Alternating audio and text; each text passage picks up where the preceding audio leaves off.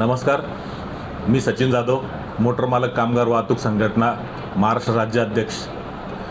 17 September हा चालक दिवस आम्ही 2013 पासून नाशिकमध्ये साजरा करतो आणि त्याची सुरुवात नाशिक ट्रान्सपोर्ट असोसिएशनपासून झाली। त्यानंतर हा दरवर्षी साजरा करण्यात येत आहे। 2021मध्ये आम्ही चालक दिवस हा साजरा करण्यासाठी प्रशासनाला विनंती केली, ट्रान्सपोर्ट कमिशनर आणि ॲडिशनल DGP ट्रॅफिक यांना।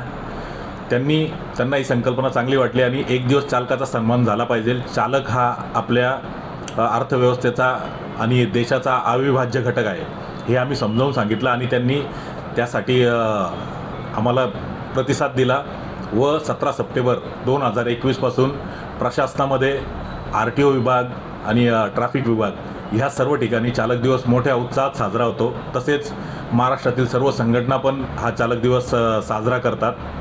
यावर्षी 2025 रोजी मोटर मालक कामगार वाहतूक संघटना ही नाशिक ट्रान्सपोर्ट असोसिएशनने जो चालक दिवस साजरा करत आहे त्यामध्ये मोटर मालक कामगार वाहतूक संघटना सामील आहे।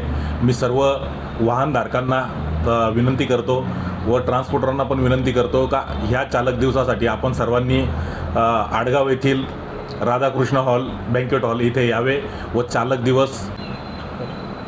चालकांचा सन्मान करण्यासाठी सर्वांनी मोठ्या संख्येने उपस्थित राहावे। आणि त्यात मला सांगताना एक आनंद होतो का आम्ही यावर्षी माननीय अजितदादा पवार उपमुख्यमंत्री यांना विनंती केली का आपण चालक दिवसाचे काहीतरी चालकांसाठी आपण काहीतरी केले पाहिजे।